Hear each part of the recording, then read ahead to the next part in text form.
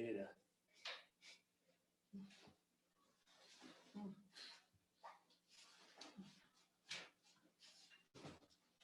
Yeah, I think we're down a couple hundred feet out there. Yeah, he would be. Well, what do we have going here?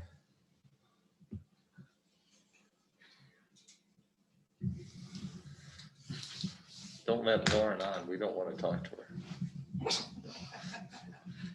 We avoid her, then we'll be a lot better off. Yeah, it'll be cheaper. In the short term, anyway. In the short term, yeah. I'm not sure if she's coming in person or if she was gonna get on Zoom. Turn lights. Oh, there she is. Good morning. Morning, Phyllis. Good morning.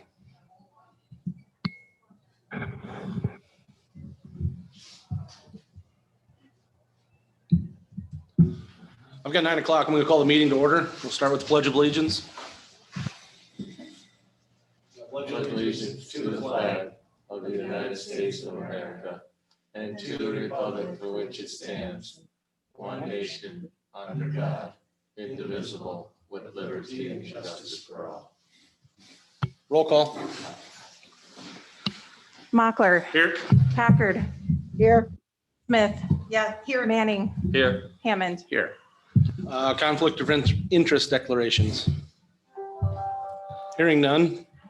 Approve agenda with the addition of Lauren for the termite problem. So moved. Second. I have a motion and a second. Any further discussion? Hearing none. Roll call. Hammond, Yes. Manning, Yes. Smith. Yes. Packard, yes, Mockler. Yes, motion passes. Approve minutes. Move to approve. I'll second it. I have a motion and a second. Any further discussion? Yeah, I just have one comment, which is on rereading the minutes. It reminded me that Robert's Rules of Order say that members should refrain from attacking a person or motive. And this includes visitors. And so I'd like to suggest that in the future, we refrain. is the microphone on? My microphone is on, yeah. So I suggest that in the future, we refrain from doing that. And that the commission, I mean, the Robert's Rules of Order are very wise, and they're designed for a group to work well together. And I'd suggest that what happened last week that's reflected in the meetings does not work to that effect and ought to be avoided in the future. Thank you. I'm going to have to ask who was attacked. I think, Travis, you could read the minutes, and that's really clear. I watched the video. I mean, that's pretty clear. I stated a fact. There was nothing that I stated. If you're referring to me, is that what you're referring to? I am referring to both of you. And the whole point of Robert's Rules is that we speak to the question in front of us and ahead of us. And that certainly did not do that. And so I'm suggesting that as a commission, we'll work together better if we speak to the question in front of us and ahead of us, pending questions, and we refrain from attacking persons or motives. I And guess that's really, that's all I have to say on the matter. That's fine. Just for clarification, I guess I would like to know what we're going to consider an attack and what we're going to consider the truth. Because I don't think I said anything that wasn't true. Well, actually, Robert's Rules goes into that question. And basically it says that you should speak to the issue on the floor and not personalities and not things that are not on the agenda at the meeting. That's why I went under visitors to be heard. Right. And that, yeah. So I understand that you disagree with me. And I respect your disagreement. However, I don't think that kind of thing is helpful for getting business done and getting us to work together as a commission. And so I hope that in the future, we correct the matter and, as Robert's rule says, prevent its repetition. Okay, so if we have a disagreement with somebody on here, then we're supposed to talk to them person to person. Is that what you're saying? Well, that would be one option, Okay. right? But the idea is not to take up the time of the meeting with personal concerns or beliefs about somebody else and what somebody else is doing. Instead, to keep meetings about the matter at hand. And I would like to keep meetings about the matter at hand so that we're not wasting our time and the time of anybody who might want to, to watch the meeting afterwards. So I guess what you're saying is then we've talked about transparency. And I've heard this a lot. So if we're sitting here and not bringing something out that we feel strongly about, then we're not being transparent. Well, I mean, Correct. Robert's rules. And we need to let all the No. people know that we want to be transparent. That's No. what I've been hearing all along. No, they're really, really different things. Okay, And so just here's a quote from Robert's rules. A speaker may strongly disagree with the nature or likely consequence of a proposed action, but must avoid personalities and under no circumstances may a speaker attack or question the motives of another person. And so that includes things like saying, I would respect you more if. Mhm. Right? So it's just counterproductive. okay. And so I'm just suggesting that we use meetings to work on the agenda in front of us. Okay. I disagree, so, but how does that affect the approving the amendments though? Are you wanting it struck? Nope. I want, perfectly fine. It happened, it's there. Okay. Any further discussion? Hearing none, roll call. Hammond, Yes. Manning, Yes. Smith, Yes. Packard, Yes, Mochler. Yes, motion passes. Visitors to be heard. I'm going to be a visitor today. Okay. And this is on a whole different story. So, okay, two things.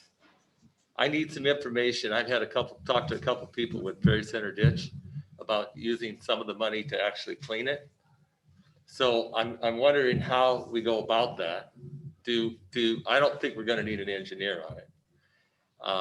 But do we need to put it on the agenda and have people come in? Okay, that's what I need to know. And the other thing is Kelvin Hansen called me last week on Karen Caberly's.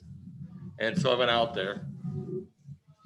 He doesn't have any documentation on it, but he's claiming that we've got just as much right on that road as that ditch, the same width as they do as a road. That it's considered a road.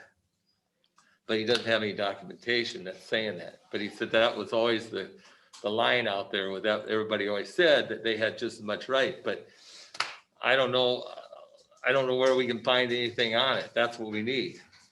It'd be Because- the engineering documents, if we have any of those.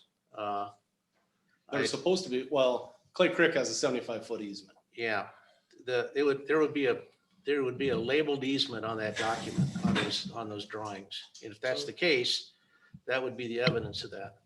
But they also told us that they had purchased that property along that Yeah, at the meeting. yeah. So, and I have no idea where to find that. I don't know where they came up with that idea even. Well, if they purchased the property, wouldn't it be in the Register of Deeds office? Yeah. It's not though, not that I could find, but Well, then Even easements would be listed on Parcels. encumbrances to those adjacent properties. So if there is one, it'll be listed there. If it isn't listed there, for our purposes, it doesn't exist. I have a book in my office that Justin Orr brought in about lateral 50, and I don't know if that would help shed any light on it or not, but if you guys want to take a look at it, it's in my office. Actually, Troy Walraven dropped it off at my office. I think that's- But that just states that they bought the property from them to make lateral 50 and A and B. But, and I hope I'm not losing it, but 10 years ago, when we first started talking about getting a plan made up for that, I saw some old minutes from like 1910 on the Yankton Clay Ditch, and it jumped from 50 feet of right of way, now I'm talking 25 either side of the creek, to 200 feet, but it was not specific where it was at. Mhm. I mean, some of it's a lot wider, like you get up Calvin Hanson's. Right. I can see 66 foot there, 33 side, that's pretty, but boy, down farther, but I can't find where I read that. And last week I looked through all my documents from the ditch. And then Troy come in and give me those after the meeting the other day, the minutes or the laterals. I don't even remember, 1960-ish or something. 1955, I think. Okay, but then he brings up the fact there's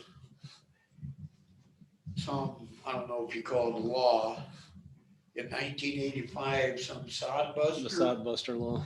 And I never looked it up to see what that means. I don't know if I could understand it if I did look it up. But Well, And one other thing out there too, if you go west of Karen Caberly's, and I can't remember if it's in that first mile or was in the second mile west, when they cleaned it down, but along the south ditch, side of the ditch, there's still some trees standing. Not very many, but there is some still standing. I was surprised they didn't take them out. is that on the other side, the west side of the old road or the east side? Where Calvin lives over there, that old road? No, I was over by Karen Caberly's, right by the cemetery. Okay, So we went 1 mile over where Dave lives. And you look down along the ditch on the south side, there is some still standing. okay, so that would still be east of the oil, Yes. because we stopped at the oil. Okay, so it'd be east of the oil. Okay. Okay, so that makes standard. I mean, it isn't much. There's just a few, you can just see a few standing No, when you but look down. later on in the meeting, you have to pay, issue for paying that. Yeah. So I'll just put down. And it wasn't many. I mean, it's just, an odd one and they're not real big, but I thought when they were there, they would have knocked them out. That's only my thought. They're there by Karen, that's a mess. But Yeah. so A mess. if we can't find anything, I mean, when push comes to shove on this ditch, she can't stop drainage. I mean, there's a state law that says you can't block it. So I would say in my road ditches, the back slope, I can't go past that. Anything in between them, right. I would think the same thing, except for on a dike, I would think on top of the dike would be included in the ditch. Or how have we been able to put the spoils up on top of that? In the past, we don't do it anymore. So I think anything in between, and when I wrote this up the first time, before we got an engineer, and that's what I said. You had to stay in between the top of the dike, anything in there comes out, except for those huge cottonwoods. But these are actually on the slope. Yeah. Correct? You Yes. walk Yes. it. Yeah, I do too. And they're And on they the did slope. clear before I think it's probably where they got stopped, right in the middle of the stretch, right in the middle of that grove of trees is where they made a path all the way down and cleared that. And it's about 50 feet, 75 feet wide Yeah. that they got done. And so actually there's a place to work from there. It's not a huge deal. But kind of like what Kelvin pointed out too, you take those, he said they once before they took out on some trees on some of hers. And that time she allowed them, excuse me, and it gets so much overgrowth that it gets to the point that those trees you can't plant grass underneath them, it just kills them out. Right. So then you got the mudslide when they do clean them off. That's the biggest problem there. And then he said, you're right back to square one again. Yeah. And that is the truth. You look at that. Yeah. I think about 20 years ago, that bridge was gonna get replaced when they put culverts and everything else in there. it got stopped because she didn't want any trees cleared out there, but that was before my time. Yeah, Is this something we need to put on ditch board for next time? I think so. yeah. Okay. Karen, Yep. can you do that? And the other thing, do you ever have a Prairie Center ditch? We got somebody dumped some sofas and love seats and stuff in there. Just seen it yesterday. Road ditches, yeah. I know. So I suppose we had to drag it out of there.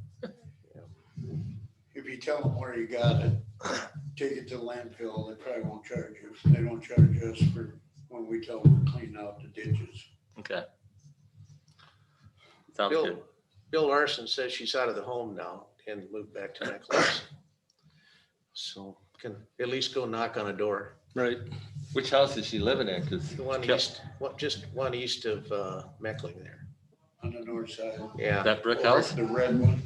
I don't know, it's brick. Is Maybe that, they is ain't that even one there red. right on the I think it is. highway, or? Yeah, it's just off the highway a little bit. Because Kelvin said that she had 5 dogs left in there for a 2-week period by themselves, that they weren't gonna allow her to come back there.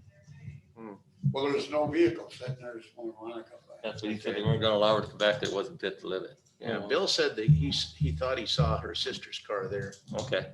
Well, maybe that's changed since last Bill, week too. that's Bill Larson, Yeah, her renter.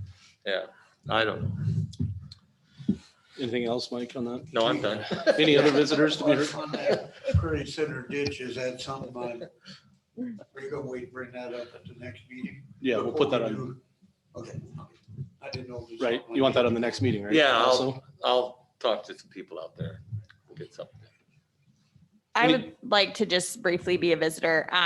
So April is Child Abuse Awareness and Prevention Month, as well as Sexual Assault Awareness and Prevention Month. And so I just wanted to give you guys, I have some little wristbands here that talk about signs of physical abuse for children. And it's just kind of an awareness bracelet that I thought I'd pass out at the meeting today. And we have them in our office. We also have some cards that I didn't bring down, but for young women and young men, sexual assault awareness, and just wanted to give a shout out to the month because it's an important month in that regard. So every Tuesday, we're wearing teal for sexual assault awareness, and every Thursday, we're wearing blue for child abuse awareness. So pass these out to you guys. Thanks. Thank you. Well, you're supposed to wear denim too, the 28th, right? Don't you always wear that? Yep. Every day is an awareness day. I went khaki today, by the way. Thank you. I kind of liked the whiteboard message too yesterday when I was up. Oh. Do you have one that could be a little looser? Ooh, yeah. Give it a little stretch. No, it doesn't apply to this. I'm fine. Yeah. This is gonna cut out circulation. Yeah. Any other visitors to be heard? Hearing none. Lauren?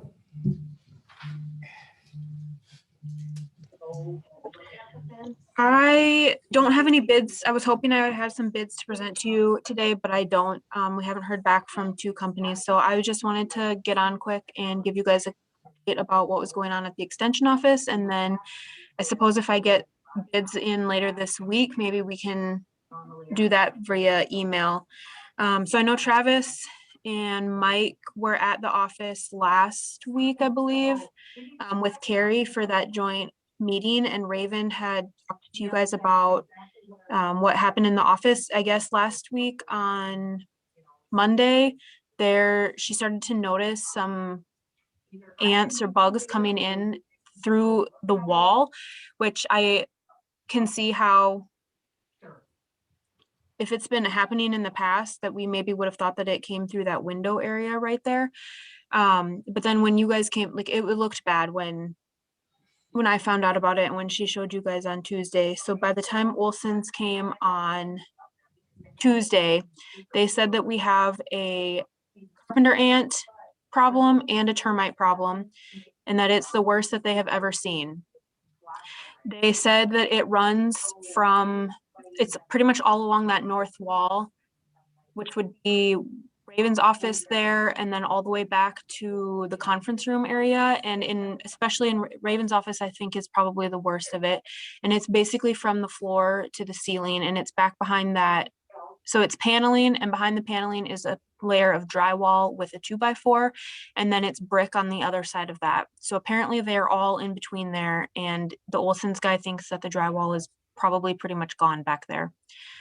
So I've only gotten one bid from him. They did dust for the carpenter ants on that Tuesday, but the termite is something where they come and put traps in, and then they come back once a year they come check them, but the traps stay in the walls. I had, let's see, Tremblay's came on Thursday last week and I haven't heard back from them, and Presto X was there on Friday and I haven't heard back from them yet either.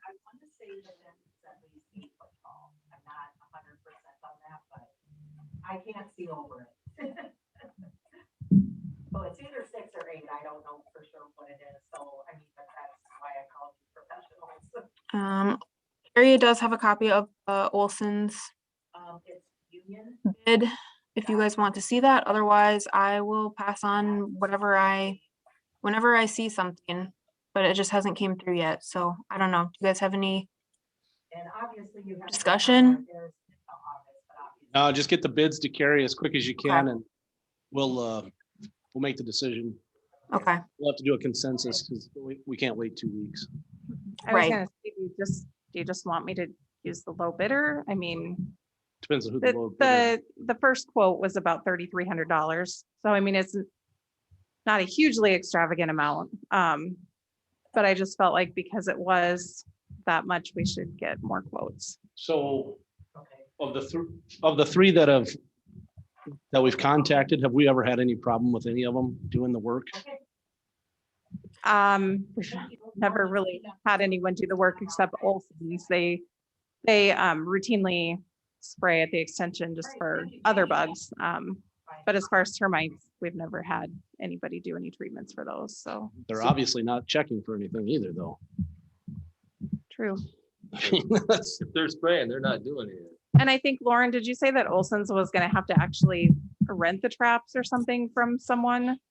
Yeah, they contract with not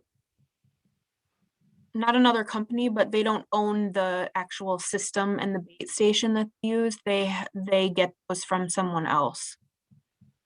I just wonder when those other quotes come in, if they'll be lesser from the companies that do termite control every day.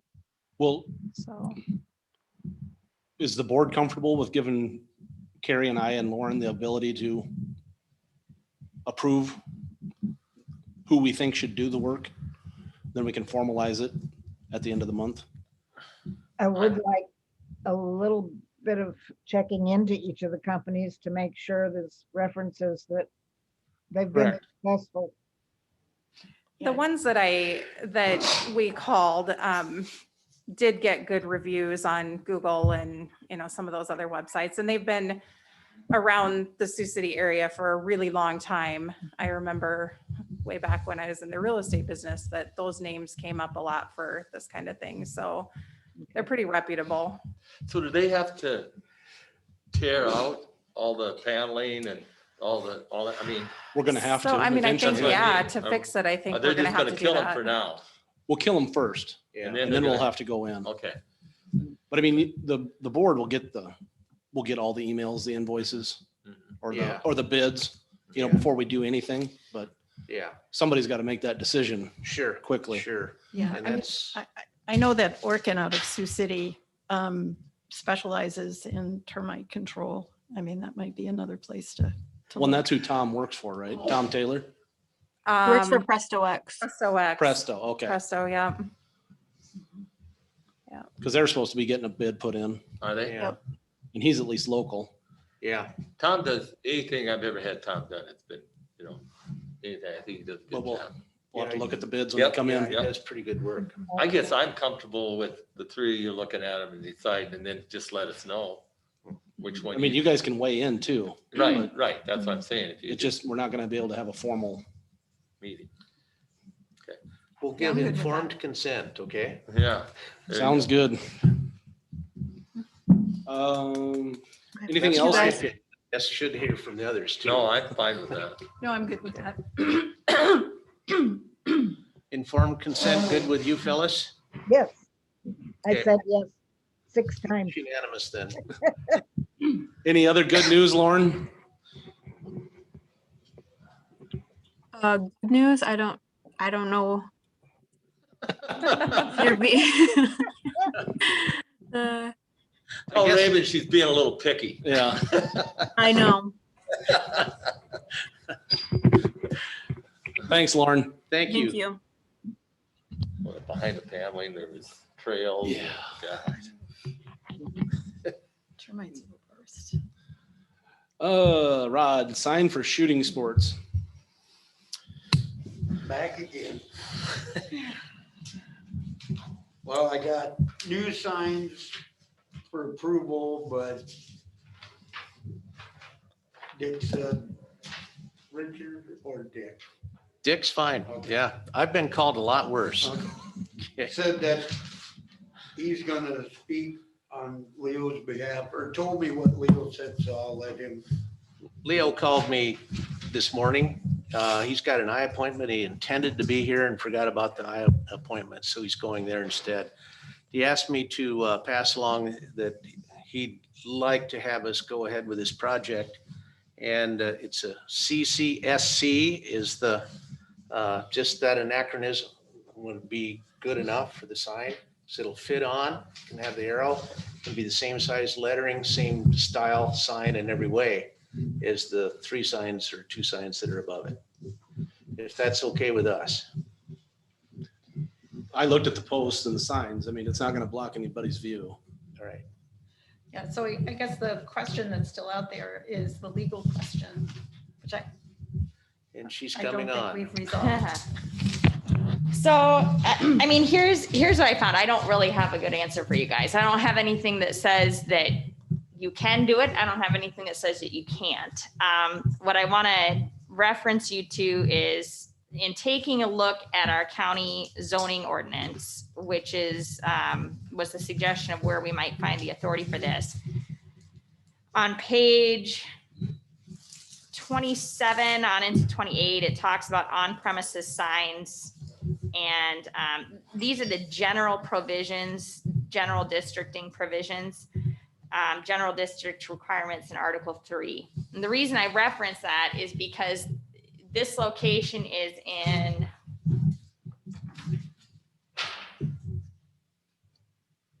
I think it's the natural resource conservation area or the APO zone B, maybe. The signs aren't. Well, right, where you're gonna post it. Yeah.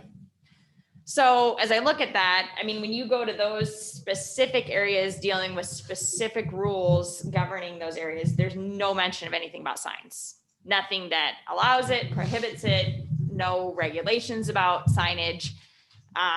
So then from my standpoint, you default back to the general district requirements because that's applicable if there aren't special rules for your district. When I look at that, you know, it references general sign requirements of on-premises signs, and then there is some off-premises signage requirements. Basically, it just references all signs shall be structurally safe and shall be securely anchored, otherwise fastened, and so on and so forth. No sign, commercial advertising device or lighting device shall constitute a nuisance to adjacent residential, which isn't really applicable here. No revolving beacon or fountain sign. No sign in any district shall conflict in any manner with clear and obvious appearance of public devices controlling public traffic. So, I mean, we don't have devices, but I would say that's just a good rule of thumb anyway. Ground signs shall not be located on public property except by specific approval of the Board of Adjustment. Temporary signs or banners on or over public property may be authorized by the Board of Adjustment for a period of not to exceed 10 days. So that was my only real question for you guys is, do you need to do so as the Board of Adjustment? Is it considered a ground sign? You know, I go back into the definitional section and it doesn't really give us definition of what a ground sign is. There's sign face, sign off premises, sign on premises. Off premises is a sign which directs attention to business, commodity, service, or entertainment conducted, sold, or offered at a location other than the premises on which the sign is located. Is that our situation? Or is it on premises, a sign which directs attention to a business or profession conducted, or to a commodity or service sold, offered, or manufactured, or to entertainment offered on premises where the sign is located? We're off premises. Okay. Well, and I guess I need to look at, let me go find that on there. Anyway, I guess my point on that is I don't know. My bigger concern of all of this was precisely what you identified, Travis, is I just want to make sure that when you're adding a third sign to this, you're not going to be obstructing a driveway turn in or something where somebody is going to end up, we're going to create a liability. Beyond that, I mean, I think it probably does just come down to a who's going to pay for this and what precedent do you want to get into about putting signs up for various organizations. But I have not found anything. Doesn't mean that it doesn't exist. I was trying to do a search of your guys' handbook. I don't know if anybody's taken a peek at that to see if there's any direction there. There isn't. Okay. So that was the only other thing. And then Rod had referenced me to a couple of statutes.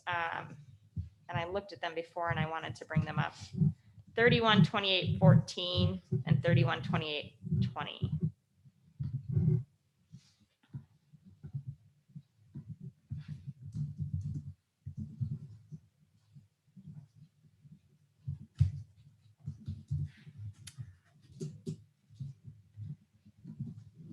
Just give me 1 second here.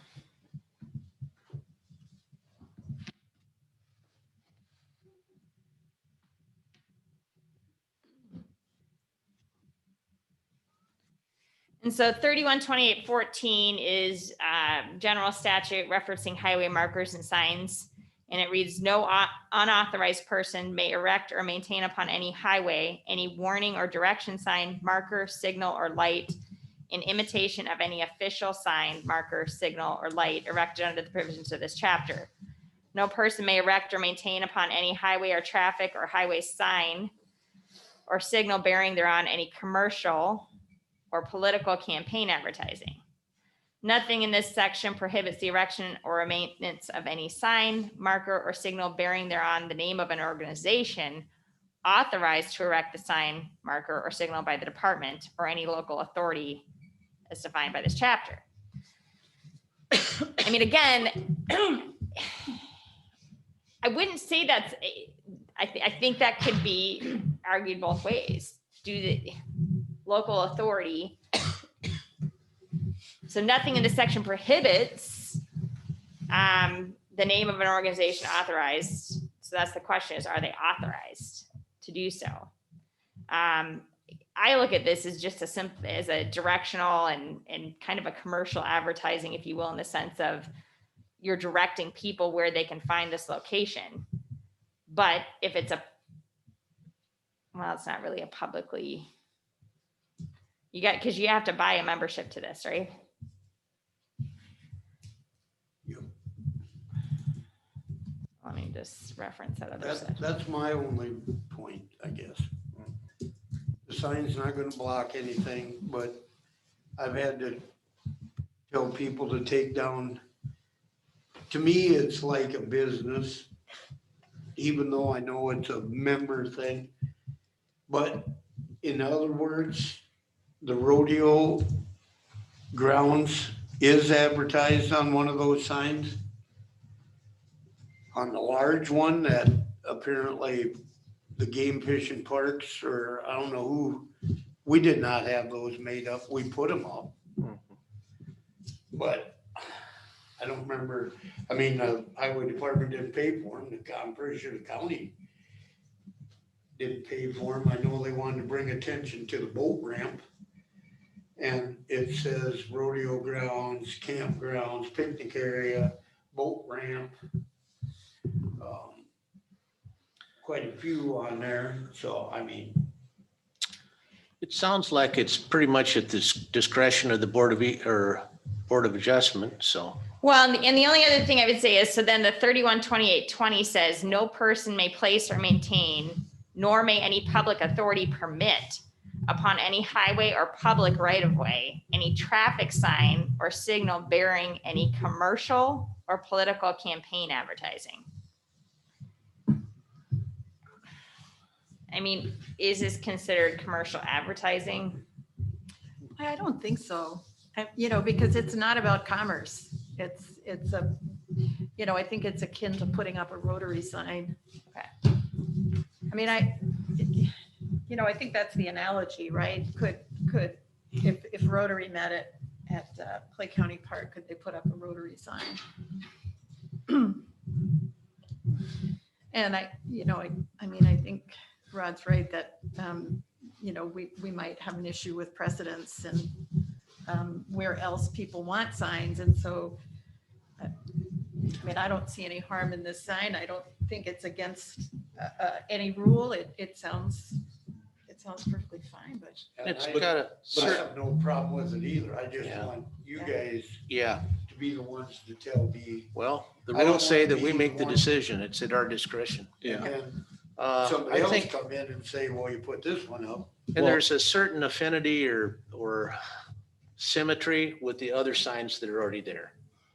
I'm trying That's to what make I it think. that way. Yeah, and it should be. Yeah, And and I think that's I mean, to me, that's like the critical point. I think in the minutes, we would want to reflect that the decision is related to the fact that it's part of the public land, it's part of the park. And therefore we're approving it despite the fact that it's a, you know, a private association. so do we have to have on the minutes that we're convening as Board of Adjustment Mhm. to do Yeah, that? so we'll have to do it next meeting. So it'd have to be next meeting anyway. And, Well, I gotta get the signs. yeah, But as, you know, as far as the precedent, I mean, we're pointing out what's going to happen on public ground. yeah, So, yeah, that's fairly narrow. But if we have the right to decide Yes. each and every time, then it isn't quite so bad. We can say, well, we're not, but if they Even- want to throw precedent at I us, know, Right, we can say, well, we did this to point out public Right. ground. right? yeah. It's land that's on public ground or an activity that's on public ground. And we didn't have to put any new posts in. That's right. Now, if we had to put a whole new sign up, Yeah. I'd be a little more hesitant. Are they gonna pay for it? Well, I think they want us to pay for it. That's what I'm, I don't think we should pay for it. That's question 2. How much is it? $150. I think they need to pay for $75 a it. sign, I think if they want it, they need to pay for it. $150.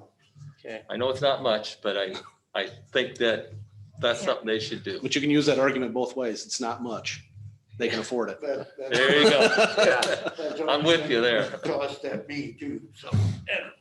Are they officially organized as a nonprofit? I couldn't tell you, Phyllis. Okay. And Leo's They not do. here. They pay dues, right? Well, you can pay dues to a nonprofit. Yeah, I know. I agree. So we'll put that on for the, what is it, the 28th or whatever? Yeah. Can we 27th? find out if they are nonprofit? I It don't makes, know. Leo's been my go-between. Yeah, we'd ask Leo about it. Yeah. We need to find that out. She's got a good point. Yeah, Mhm. know that it matters a lot. They're not in the business of selling pop and popcorn. And it's essentially a nonprofit, whether it's an official federal nonprofit or not. Then, just to make clear, because I'm not, this is the skeet shooting part of it, or? Skeet shooting, it's not pistol. Okay. So don't order signs yet. Pistol's more, No, I can't. I mean, I've been waiting for your approval. This will be the 4th different sign. But I got this one, like I said, after the last meeting, I had them put on their shooting sports. Well, that come out to a 76-inch sign, and that's way too far. That's 18 inches either width of what's up there. Yeah. Because I measured this morning, it's 48. yeah, do the alphabet soup, that's good enough. And the other sign before that was 52, and I think that can be shaved down. So we keep the letters the same as above. But there is a legal thing they have to go by unless I specify. You know, I told them to make it like we would a 911 street sign, so they up them now. You know, they make them bigger now, so that's what they're going by, so I'm gonna tell them what I want, and that shouldn't be a problem. Yeah. If they show us the money. What's the formal name of the organization? Clay County Shooting Club. I can probably find it on the Secretary of State's website. Yeah. If they've got- Shooting club or group, Club. That's why it's a C at the end. okay, because before it was group. Yeah, no. This is what Leo told me. Okay, Leo's got to know what he's talking about. I have it down as CCSC, left arrow, right arrow. Yeah, I think that last week we talked about it and it was ended with C. And Leo reiterated that this morning. Yeah, it seems like a lot of waste of time for a little bit of sign. I know, but I'm not worried about the sign itself, on how many more.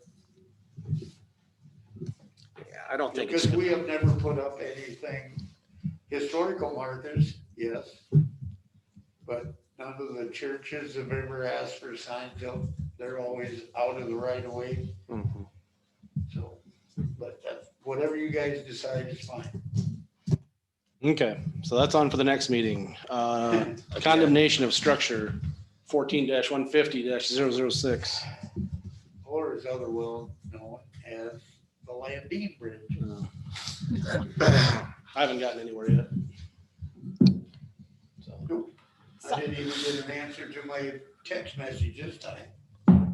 So, And so Rod had contacted me about this as well, and I just wanted to update you guys. I just asked him, I need until June. I just need to And get I through the told next her- couple of months. we've waited this long, but I just want to get something going before.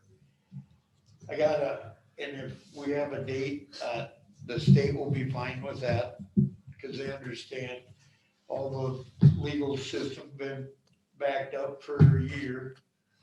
And that's the other thing, I should say that with a caveat, I can initiate those proceedings and we can go down that route, but this is a situation, if you guys recall, where what ultimately ends up happening is, even if they don't contest it, we have to put on a trial, essentially. We have to notify them, we have to summons in jurors to determine an amount to award them. So we present our information about what we're offering, so on and so forth. And I don't know the status because I haven't paid attention to it. I know the status of criminal trials. We're doing those, but I don't know where we're at for civil trials. God, do we want to go through something like that? I didn't know that there was a trial. We're still gonna have to pay them well, something. I mean, I don't care if we pay them on. I just want to talk to them. And so I think we're gonna have to get to that point of jump-starting that conversation with the eminent domain well, being the so Kickstarter, since every other avenue has failed. in our legal But right, can we send, well, I think you already sent certified letter to once already. My recollection is I had reached out to Gerald and left a voicemail or two just asking for a meeting way back in the day. right, so I guess I'd like to put this on for the meeting at the next meeting, and give everybody a chance to think about, do we go with an outside counsel right now on this issue? What's that likely to cost? Well, I mean, we can get an estimate on that from them. But I mean, I want your input on it, and I want to know what the commissioners think on that. Because you're also down a person with no end in sight right now, Yeah. as far as I know. I just think we're gonna have to do something to get our answers. So isn't it, if I understand this right, okay, if we don't do something with this bridge, we're gonna lose what? $100,000. $100,000 from the state, correct? Well, No, and keep an old bridge. You're right. I mean, we'll have to, we Well, already both- have 20,000 out of our pocket in there.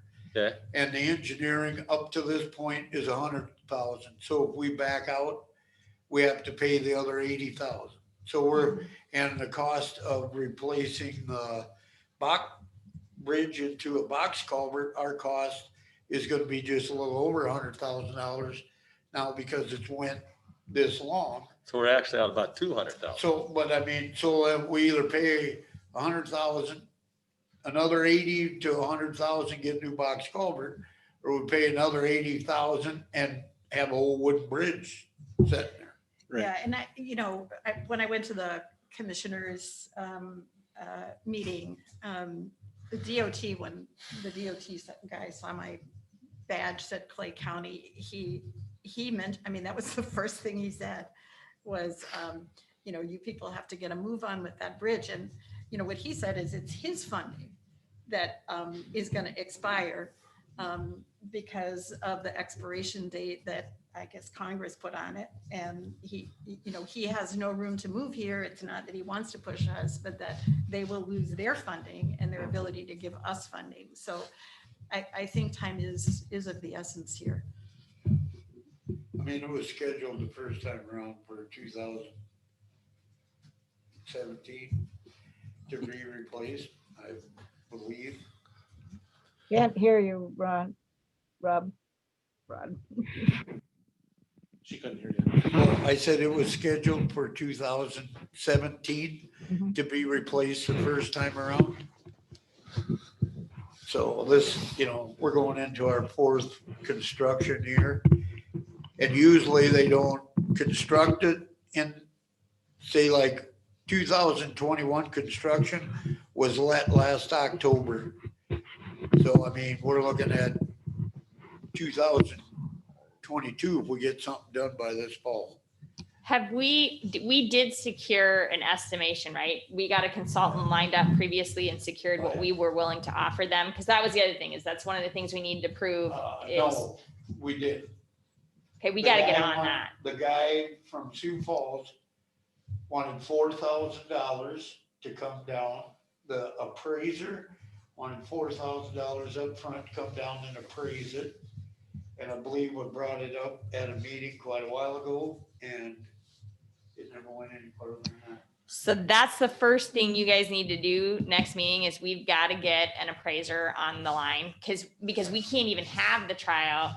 Because that's how we come to the table and have a discussion with them is about what are we going to offer you then to take your property just for an easement, not even take it, but an easement. And so in order to do that, that would be something we're going to have to present at a trial. And we have to have made an offer to them. Essentially, they're ignoring or / declining us. And then we go present that. Then we give notice. We file our civil suit, if you will. It's not really a lawsuit. It's a special, but it is. That's what it is. And we summons them into court. Number one, the first question is necessity. That should be easy. If they don't show, we get that automatically. And even if they do, I mean, we can present information on that.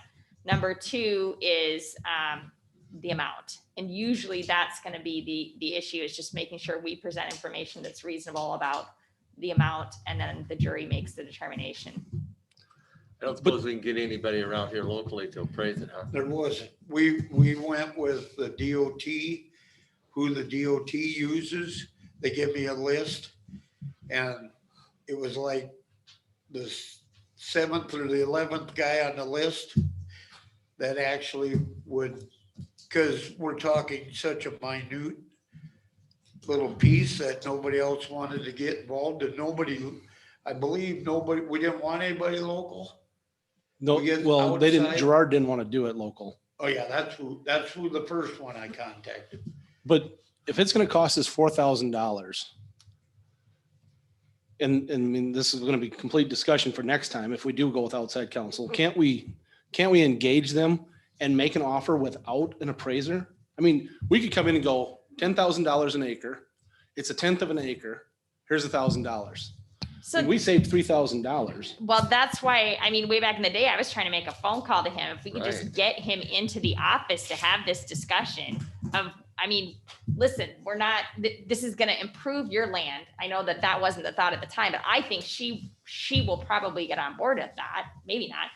I don't know. We can't get anyone to have a conversation with us. And at one point in time, there was enough contention about don't come on my property that it wasn't probably even safe for Rod to go out there. No, I ain't. So I was trying to get them to come in to have a meeting, but if they won't respond, that's the kicker, whether it's me or whether it's somebody else.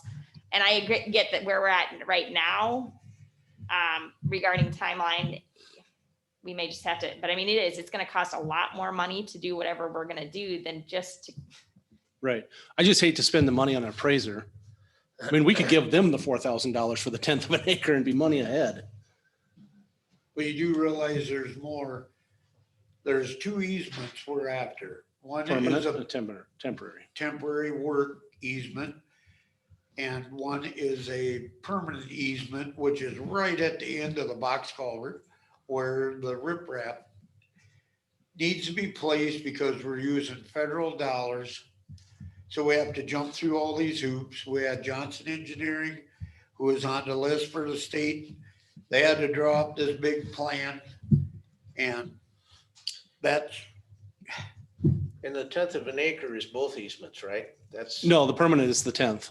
10th. Yeah. I think they need a half an The acre. other is like, yeah, and again, I never thought I should, next meeting, I will have a sheet, plan sheet, so you can look at exactly what I'm talking about. But I mean, we're not getting an easement on prime farm ground here either. But we're No, only talking it's a about one ditch. side of the road too. Yeah. I already have the easement on the east side of the road signed.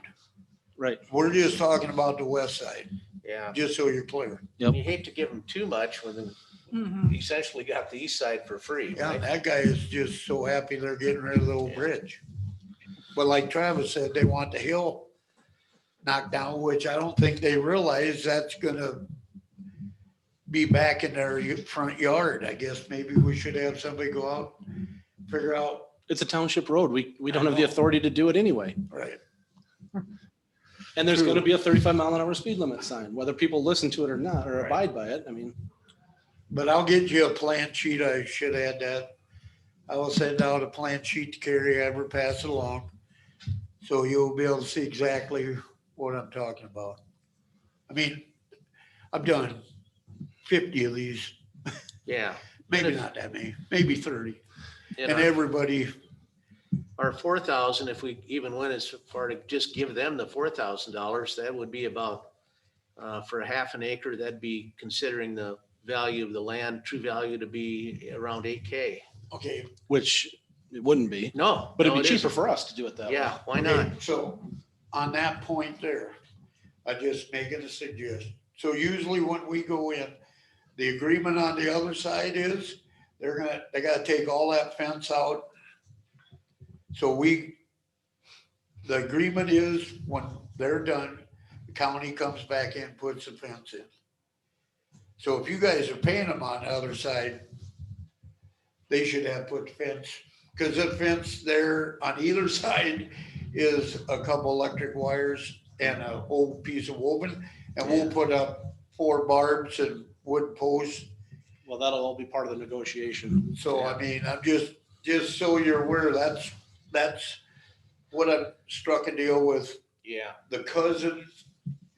The one on the other side of the road is a cousin of this one. Yeah. And So- where you got, where you've done that fencing before, a nice fresh set it, we probably ought to have a picture of that so we can show them, this is what we're gonna give you back. A nice fence. Yeah, we got plenty of that, don't we? But, yeah, I don't know which direction to go. Well, so put it on for the next meeting, Carrie. And I'll get a Lexi, you can think about this too. If we go with outside counsel, can we pay for that out of your budget of what you would have paid Kaysen? No, I don't need an answer right now. If you don't want, you think about it. I don't think you're gonna get that for what we're saving for a couple months. But I could be wrong. I mean, I don't think you guys are gonna like probably the sticker tag that comes with what that's gonna cost. It's gonna be very expensive, I know. like tens of thousands of dollars. Well, we've got sunk costs of 20K, and we got potential loss cost of another 80. And the rule of thumb in risk management is you spend until you've spent up 50% of what your potential loss is, and then walk away. Now, that's the private sector, but And there are a lot to be learned from the private sector for the public sector sometimes. the bridge does not get inspected again That's until right. next year. Yeah. Can I ask you who you spoke with? Was it Doug Kennenberg? Do you remember the DOT guy? Oh, I don't I remember know, saying. I know a He's- couple of them came up to me at the short course, said they've spoken with you. Bob Wilcox's Mhm. second in command, Chris, Yep. I know she said she spoke with you, and a couple of other guys said they, because I think they think maybe I ain't telling you guys what I said. Come to a meeting if you want to come and explain, but Yeah, I sat with the LTAP guys and the Oh. DOT guys at lunch, basically to learn. Right. And they were really, really, really interesting and helpful. so, okay. I get that list of appraisers. I'll get an updated list because nobody wanted to take it on. Most of them, Sioux Falls, Mitchell, and Pierre, I believe, were on that list.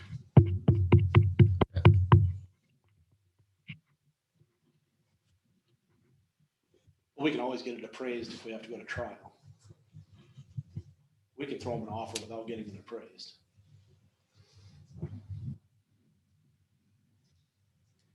Okay. Oh, good. Legal action for ditching in the right of way without permission. Sorry. I know you ain't had much time. Which is fine. So, yeah. I mean, it's already done. It's not going anywhere. What are we It's not talking washing. about? I'm sorry. Somebody dug in the county ditch on 302. Without permission. It is without permission. Do we know who did it? Yes. Mhm. Why This is did they do actually- this? What's that? Well, there's two waterways going in their field. And of course, they want to farm. This is my thought. So this is the ditch, that circle is where it is. So there's two waterways coming under the road, culvert here. So they're diverting this water here over to this one. So they can get this corner back, I'm sure. What drainage will it interfere? Like a neighboring Well- property owner, or you're just, No, it's actually the same property owner, both sides of the road, but we just had this road built in 2009, 6-to-1 slopes, and now it's not a nice big trench in it.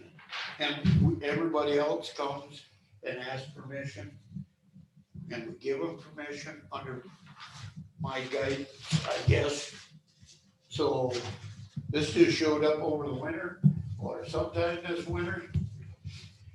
And I kind of forgot about it till the other day I drove by it, and I'm like, ooh, yeah. so have we talked to this person about why they did this? Well, we know why they did it. It's self-explanatory, but they could have accomplished the same thing by just building a berm on in their field. Why didn't they? Because it's easier to clean out. But, the problem I have is, you can't go back in and fix it, really. I mean, you can, but first time we get a big rain, that's gonna be the easiest route now. And I guess I haven't been by there for a couple weeks. Have they farmed in? Have you been on that road? They haven't touched it yet. Yeah. I didn't know if there's any legal, or I just gotta live with it. Well, I mean, at this point, that's intentional damage to property. Right. But that's why I'm asking. That's a different burden, and we have to identify a person and proceed with that, because that's a lot of money. Yeah, we know who did it. That's not, Well, sometimes, They got their own machine. we actually I saw them doing it. oh, okay. So I know who did it. It wasn't Dan, it was his nephew or son. I'm not sure which one he is, but Okay, I thought I had her name on here, but I guess I don't. I think I took it off just because. well, and that's the thing is, I mean, there is that whole process that they need to go to of laying out and opening a ditch if they believe that the ditch was needed to be cleaned, which it doesn't sound like that was the objective here. Anyway, there's a whole process they need to go through, and then the question becomes if it's not going to be pursued under intentional damage to property, then what's our recourse to recoup costs to fix that? I think they're gonna have to be, well, we'll have to see. They should be responsible for fixing it. And even if it washes out, they get to reflect, they get to continue fixing it until it's solved. Yeah. Because it will wash out now, like Rod said, Our only hope is this year that stays dry. it's dry and we don't get those gully washers and we could get it seeded to grass and let it sod in Right. before next spring.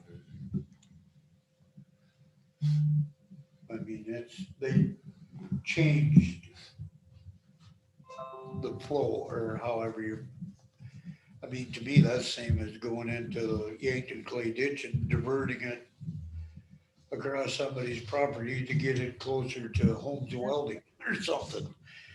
Same difference when you got, and this one is more water comes through this one. But Well, and then there is a statute, but I'd have to look into applicability. I mean, if you get into civil actions and suing someone because they won't take care of things, potentially you can get assessed twice the damages. and did I give you? Well, you know them all. So what is our plan at this point? There is none. You're waiting for me to tell you. No, I was hoping I could run into Dan and tell him to come up with a solution. Because I mean, they like went that deep idea. enough, there is clay Right. out in the field, is deeper than it's ever been. If it would make any sense to provide some kind of notice, and propose a remedy prior to taking legal action. And often when people are trying to do the right thing, they'll do what they have to do. And we just had 2 landowners in here last week asking for permission. And that's usually what we've done in the past. And we kind of made that last week that from now on, for sure, it'll have to go through the board. Well, it's in state law that if you dump or dig in a county right away, you have to get permission. So what you're suggesting, Betty, is that we send them a letter saying, Alexis sent them a letter. I mean, I know, but I mean, legal letter giving right. notice. give them notice that we noticed that you've done some ditching without permission. Right, and that it's caused this problem, and therefore you have to remedy this, because we prefer. And that way, what you were talking about, Travis, that you talk to Dan and see what he proposes, we put it into a formal, instead of you chasing after him. We sit, is that a problem, Lexus? Come up with an agreement to remedy the problem. Right. I mean, I just need specifics from somebody then on who this letter is going to and all of that, I don't know if somebody wants to take a stab at sending me, Rod, if you could send me like specifics on location, and then I can say something to the effect of it's come to our attention. I mean, because I think this can range anywhere from a class 2 misdemeanor for obstructing drainage in a right of way on up to the damages on this for intentional damage to property would be a felony level offense. Alternatively, there's those civil remedies. I mean, this is just a nightmare. He needs to understand that he needs to go seek permission about this beforehand and identify to us what he's going to do to remedy it. I think that's a good way to go. That way it puts the ball in his court. Right. It's not personal from one commissioner. It's, you know, Right. it's a statement from the county. Correct. Yeah. And that's always been the process, that they need to come Right. for permission to the commission. It's not that's nothing new. But in this case, he's got to remediate. Basically, the only person, because you said he owns the ground across the road, right?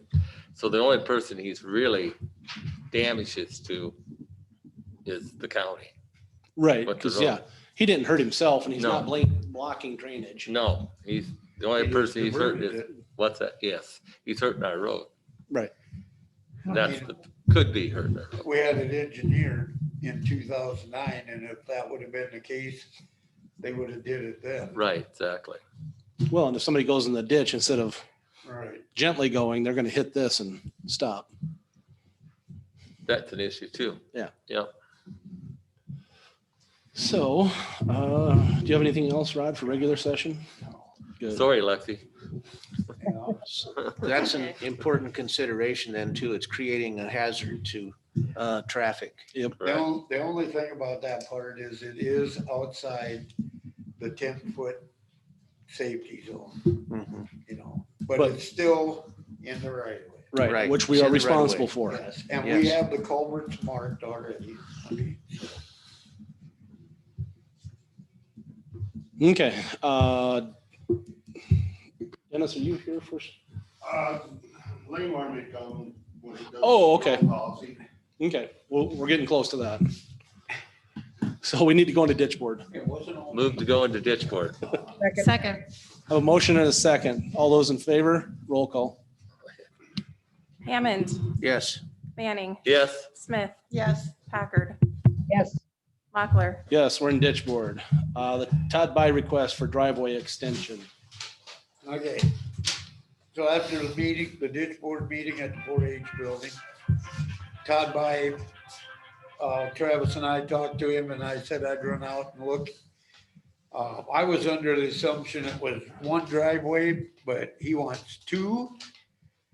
And I didn't even think it was a lateral, but I had Ina check it. And not only do they pay into lateral 50, they pay into Yankton Clay also, which I guess maybe because lateral 50 drains into the Yankton. Okay. Yep. Okay, so it is actually a lateral. But he wants two driveways extended on the same property. They take a 48-inch metal pipe and a band, which I assume this is all at Todd's expense, correct? Or Well, that's what I was going to ask you. Who's putting it in? I have no idea. I thought he mentioned he was going to put it in, but that's information we need to get from him. Okay, We usually only provide one driveway okay, that the lateral will pay for. I'm willing to make the exception if he's going to do the work at his cost, because they're both 30-foot driveways currently, correct? correct. So he needs two 10-foot extensions. We could pay for the two 10-foot extensions if he does the work. Otherwise, we only pay for one. so in the past, we've only paid for one. Yep. And we did the work too? Yeah, the ditch board paid for, or the lateral paid for all. Lateral paid for everything. Yep. So you Well- know that cattle lot up there on Justin Orr's old ground? Yep. I thought they had to pay for that. So did thought I. I sent them the bill for the pipe. But they were putting a second driveway in, correct? Yeah. Yeah. It was a Yeah, driveway there far, was. quite a ways east Yes, of the there was original one driveway. east there. Yeah. Okay, So okay. we pay for one Yeah. to a field approach. Because I know the highway department, if you already got a driveway there, you want to extend it, you're paying for everything. Right. So, But on the laterals, that's the rule. That's how we've been doing it, Okay. right or wrong, and nobody's balked at it. Okay, so I guess, how big around is the culvert? 48 inch. Okay. It's big. Yeah, something I gotta It's a big order. one. Yeah. Well, I guess I would move to, if you think it's all right to do it, I mean, I'd move to do exactly what you suggested. If he'll do all the work, we'll give him the pipes. Because that can't be that expensive than pipes. Well, 48 to get up I there. bet it'd be $500 a pipe. yeah, Yeah. 500 a I pop, think yeah. it's like probably. no, I'm not even gonna guess. I know the one that I bought from you out there that time, that 10-foot extension, but that was smaller. I can't remember what that was. Yeah, that It was would only been about 24? 30 bucks a month, a foot maybe. Yeah, it was like $250, I think. That's what I gave for it. So you're right. And tell them to make sure they put it in right. Figure it out at their expense. Yeah, okay, so just so you know, there's also a band that has to be Right. purchased too to hook that up to. Yep. Can't just set it there. So it's actually 10-foot, 48-inch pipe and two 48-inch metal bands to connect them together. Right. Okay, I'll make the motion to approve it with that, as long as he does the work Under Rod's direction. So if he, under Rod's direction. I mean, he doesn't himself have to do it, just he pays. He pays for the installation. Yeah.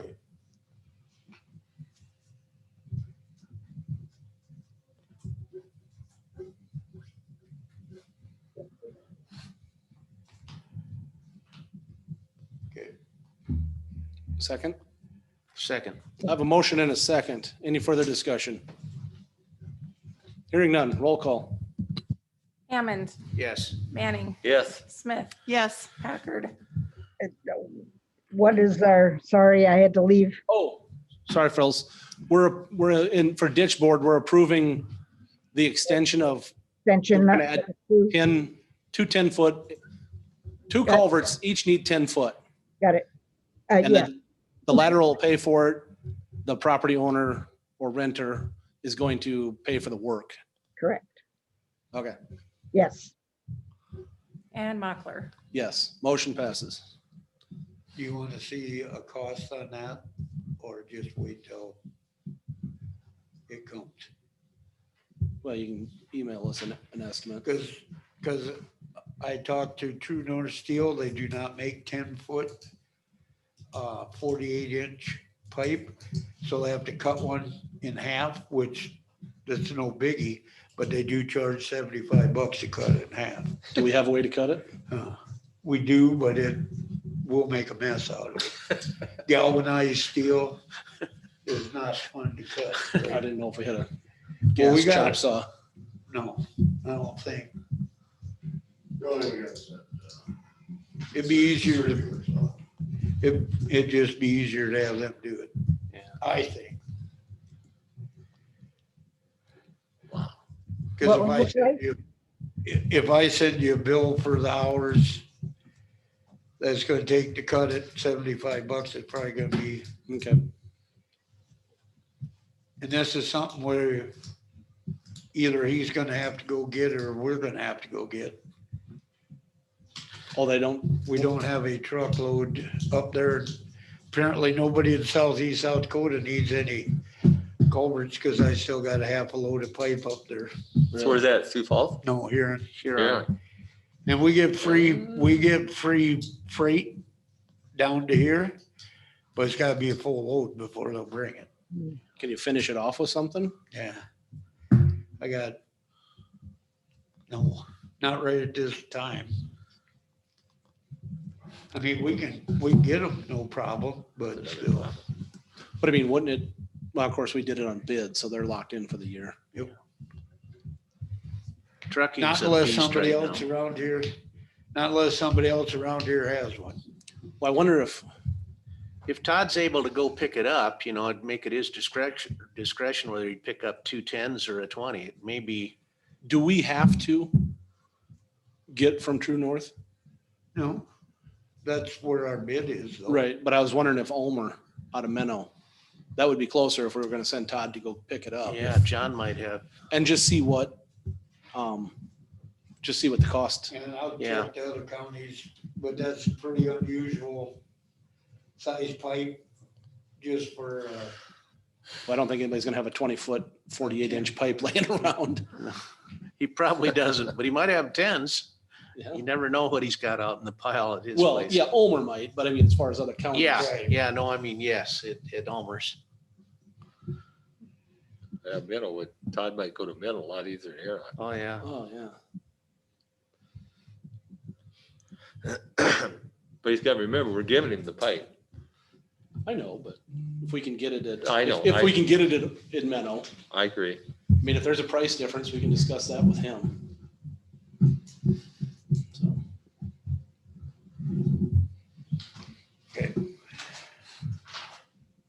okay, invoice from Alltag Engineering for the Yankton Clay Ditch Project.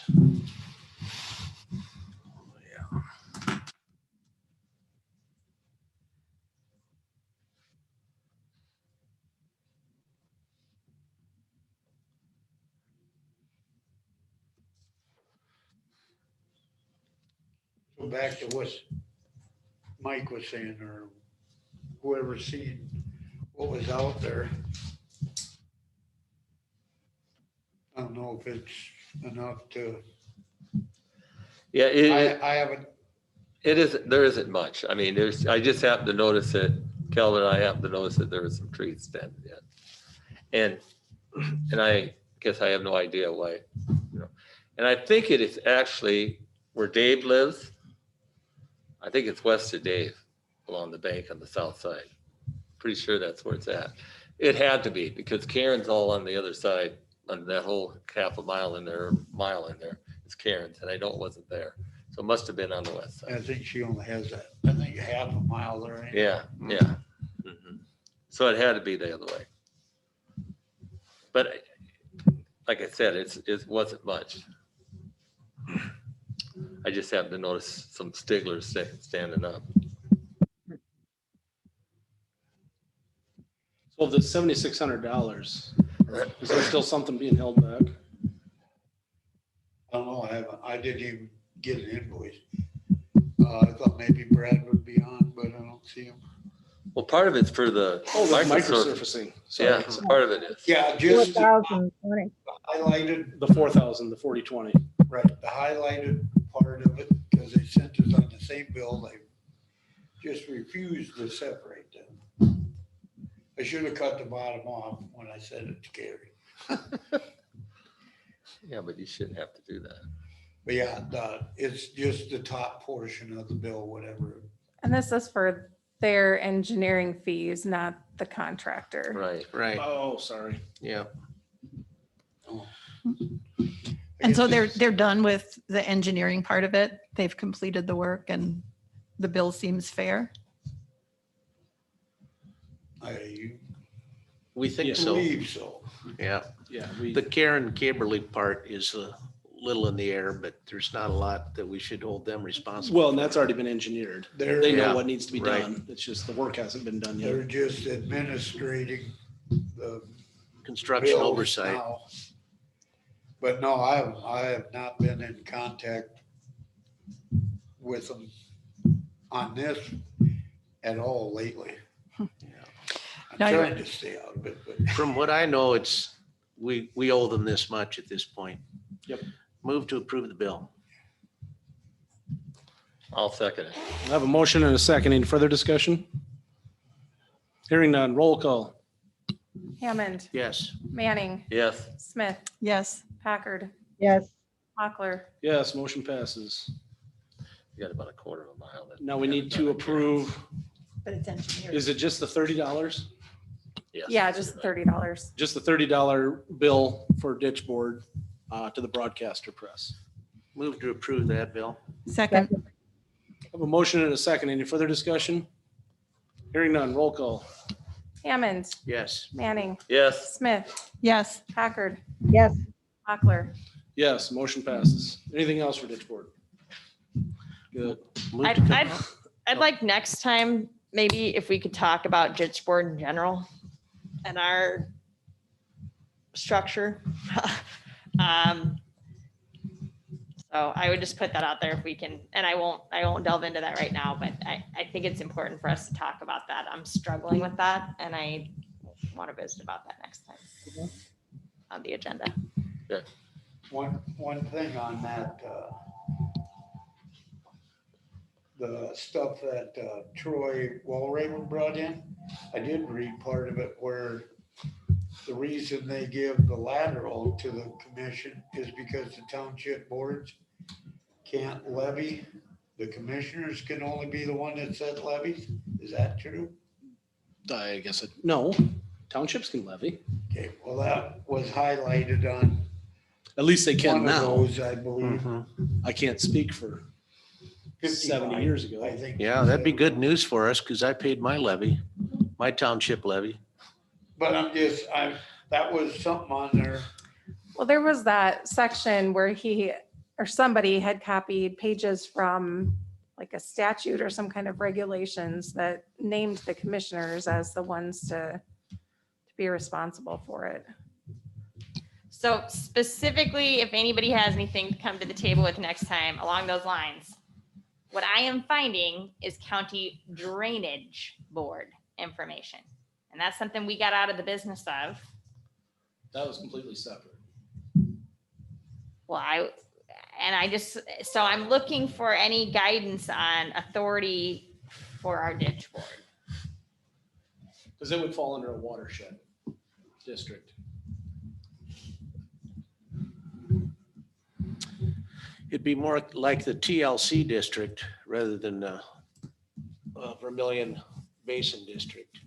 It'd be, because that's more of a project-based, TLC is more of a project-based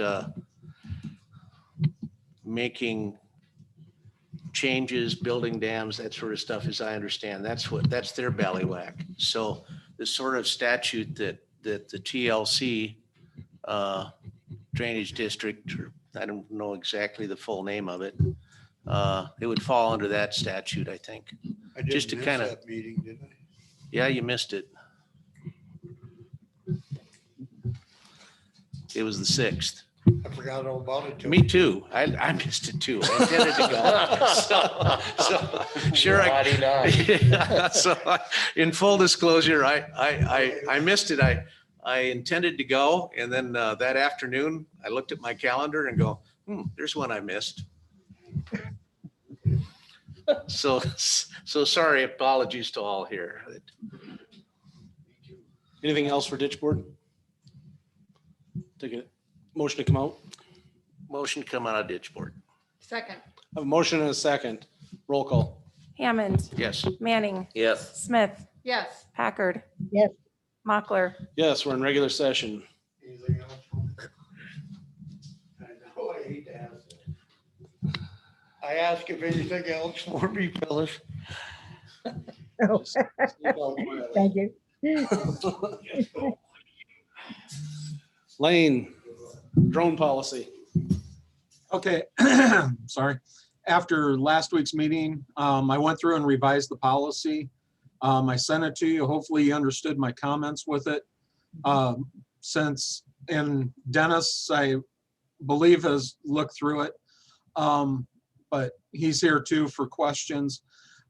Most of it was generalizing it from Clay County Emergency Management just to Clay County. And then that way, if the highway department wishes to adopt these policies as their own, it doesn't really require a lot of editing on their part. So if you guys approve the policies, I guess I will start the process for Dennis and I to go through the COA licensing process. And I haven't specifically talked to him about it, but hopefully he's good with the first time pilots taking the written test, because I do, in my opinion, I believe that that's important that they understand those rules and regulations. So. Well, I think. Push the the only button, thing Dennis, push the button. No. So it's up. There you go. The only thing I think is that test that we had to take is way more than what we need to know. I understand knowing the rules and all that, but to read an aviation map that you're supposed to pick out a tower in the middle cluster of everything, with my glasses and a magnifying glass, I still can't see what it is. And tell them how far above that tower we can fly. I was wondering if there's a way we could come up with our own test, so they will know the rules, the regulations, and they have to take that before they can become a pilot or be for the county. I'm okay with it if that's the way you want to do it out at, I mean, we can come up with a personal test out there for the highway department, if that's the way you want to do it. I'm still gonna, because of the law enforcement and evidence and all of that stuff for my missions, I'm still gonna require the new pilots to take the class and take that test. Yeah, Ultimately, it's up to the commission to decide if that's okay for the highway folks. And my opinion is when I retire, there'll be nobody out there to fly a drone because I've showed them the test and they've studied it and nobody's offered to take it yet. But just as far as liability goes, I think the test is important. Yeah, I mean, I agree. I mean, I've done it, so I don't have to worry about it. Yeah, you've made it. That's the I main made thing. And you two have passed the test. There are other, the Geological Survey has a drone and they have 2 licensed pilots too. So there are some others, if there were some sort of an emergency that they could pitch in. I know that Tim would probably help. yeah, it all depends with like highway or departmental use, that'd be fine. But if we're out searching for somebody, if they're not a county employee, the work comp and stuff like that, I would really not want to get into that Yeah, understood. process. But the test you're suggesting, Lane, is the same test that you and Dennis have both taken? I would say something similar. Yeah, I'm okay with that. And No, he's but right. I'm just saying the one you've taken is the one you're proposing. Well, correct?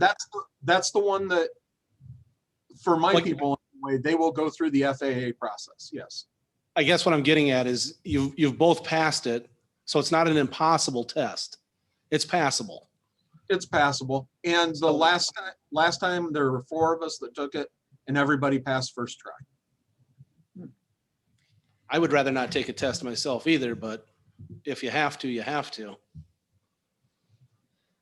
It's probably not tougher than the private pilot's test I took a few years back, so. As far as practicality of on the job, it's not. I mean, it really truly is figuring out what airspace you can fly in and reading. Well, if Dick's taking a pilot's test, you know, your charts, yeah. all of that. Yeah. Inverted wedding cakes and all that good stuff. Yeah. Yes. Yep. And we don't have those close by, so. Not necessarily close. Yankton does have some airspace over there, but nothing in Clay County. Yeah, so the other question I would have is about, and I know Lane answered this last week, about custody of the drone, because the county, of course, has civil liability for its use. So how will you secure the drone when it's not in use? Well, I guess ours is just sitting in my office. I mean, nobody takes it. I have taken it home on a weekend to get a little practice flying it, just because I don't always get time to practice at work. But that's the only time it's been out without me with it. Yeah, I guess one of my concerns would be that that the drone be in your secure custody at all times, so that nobody can access the drone who's not a licensed drone pilot. Oh, I see. Yeah. I guess I could find a place to lock it up. Yeah, I mean, Lock up the controls would be enough, I'd say. Yes, you're right. Yeah, I can do that. I guguess I'd feel comfortable, even though I understand what the test feel, but I'd feel more comfortable if we stayed with a standardized test. Yes. Because I think that's the best way in the long run. And I agree. I don't like, I'm kind of like Travis. I don't like taking tests, but. Oh, I have don't taken- mind the written part of a test. The map reading is what Yeah, I just couldn't see it. right, right. I mean, the lady finally brought me a magnifying glass. Yeah, and I get Yeah. that. Yeah, the written part, that's probably, Yeah, you can study for that. yep. Exactly. And We Dennis, can issue magnifying glasses in the future. I absolutely understand because that was prior to my dual cataract surgeries. And I was all but had my nose touching those maps, trying to see what those things were. The colors they're in are kind of tough for, I think, for somebody who's got cataracts especially. Yeah, At Maybe least- maybe Dennis still has, I don't know, but I could have. I haven't been to an eye doctor in 10 years. okay. Oh, yeah, at least the online mapping that you can search everything, you can zoom in and that's easy enough to see. Yeah. Yeah. So we Yeah. gotta approve this? Approve know, the is it- policy. Is the policy written? Yes, yeah, the copy that I sent Carrie after last week's would be, It's in the packet. Oh, I missed it. Yeah. yeah. Yeah, And the I- changes are marked in yellow and it looks good. Yeah, Yes. I'll move to approve it. Second, I'll second it. Oh, I have a motion and a second. Any further discussion? Hearing none, roll call.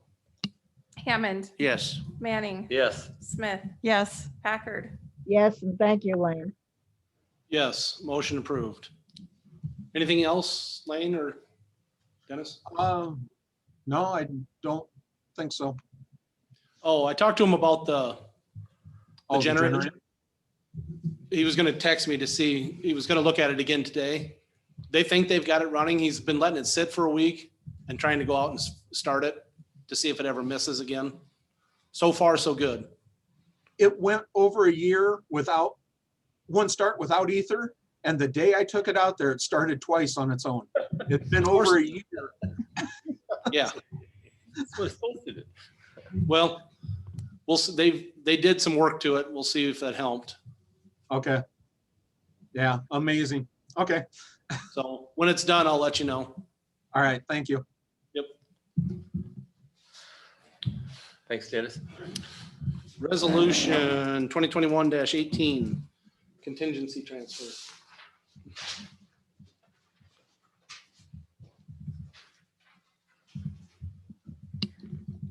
This is just another one of those where the budget is hard to predict what we're gonna get for court-appointed attorney fees for the year, and so.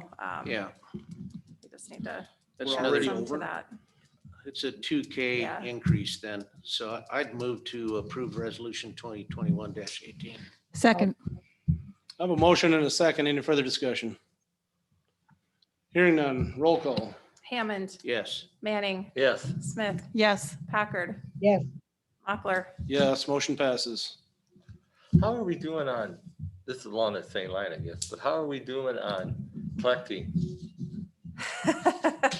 Have you been sending them into the, I think last time I checked, we had collected 4% of what I sent in so between July and like January. So- So not much. not much? So are we sending them to the collection agency? Yeah, I sent a list real recently Okay. and I have the clerk of courts checking a list to make sure that they hadn't sent it to collections first. And a lot of them that they already had. And so, we don't want to do that twice, but I wonder what kind of luck. But they yeah, we had. just haven't had great luck. I mean, 4%. It's, Any court-appointed attorney fees that were ordered in the last 4 years or better, they won't collect on. So all of those are ordered to make arrangements with the auditor's office. And so they're ordered as a part of the judgment and sentence, but they're ordered to be paid directly to the auditor's office. So the clerk's collection agency shouldn't be collecting on So- anything. 4 years then, so we should be fine. I should be fine to go ahead and send those then. Yeah, yep, Okay. anything. I guess I was just thinking So I needed to anything check older because I than thought they 4 were sending years, them. you can send in? And we could check with Jessica because Is that it started 4 years? before me. Oh, well, then Coming. I'm Yeah. fine to send them then. Because the court used to order it, and when they switched, the court used to order as a term condition of all of their judgment and sentence costs, you know, like any other fine or costs. And then it would get paid into the clerk of courts that would come back to us. My recollection is about the time the state put their collection agency into place, the judges started separating those out separately so that we could go after our own collections and not be waiting on them. Because they've got to go through their collection agent. When they don't pay, then they got to go through their collection agency, and then their collection agency tries to recover for X long. And that's on fines and costs. Court-appointed attorney fees, certainly in the felony judgments, and we can double check that on the misdemeanor ones, Okay. should go directly to you guys. Okay. Well, then in that case, I can just go ahead and So send no, them. we're not waiting 4 years. Oh, that's what It's just been in the Right. last 4 years or 5. Right. so- Right. And I guess I Okay, didn't okay, realize that. thanks. So I had sent Jessica a list just to make sure, but I didn't realize that they weren't sending them. Yeah. So I guess I can go ahead and send those then.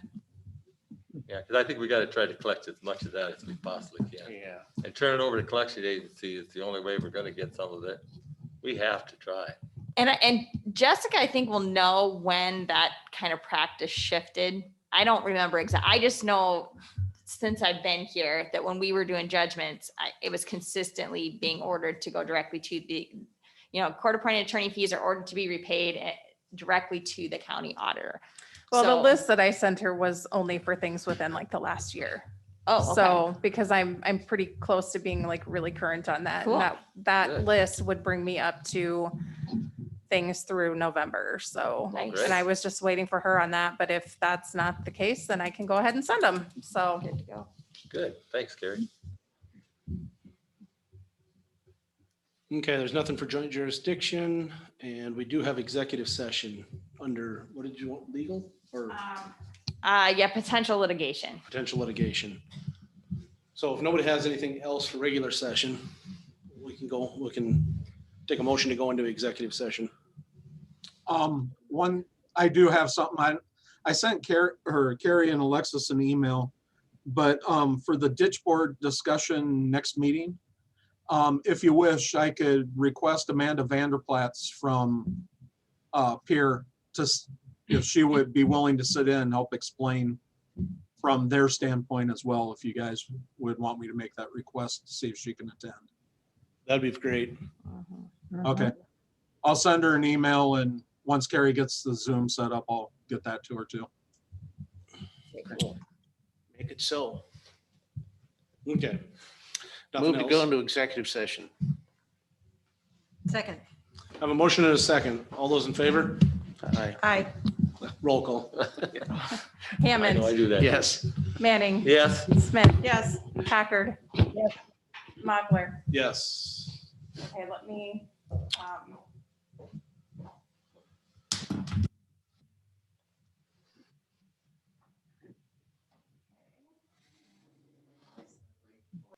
Oh, There we go. There we go. Motion to come out of executive session. Second. I have a motion and a second. Roll call. Hammond, Aye. Manning, Yes. Smith, Yes. Packard, Yes. Mochler. Yes, we're in regular session. Motion to adjourn? So move. Second. Motion and a second. Roll call. Hammond, Yes. Manning, Yes. Smith, Yes. Packard, Yes. Mochler. We're adjourned. We reconvene at 1:00. Can we come back here at once? Or do you do it, but just not Zoom? No, here. Oh, no, you can come back at 1. Okay. I didn't know for sure what I did. It's easier if you're here.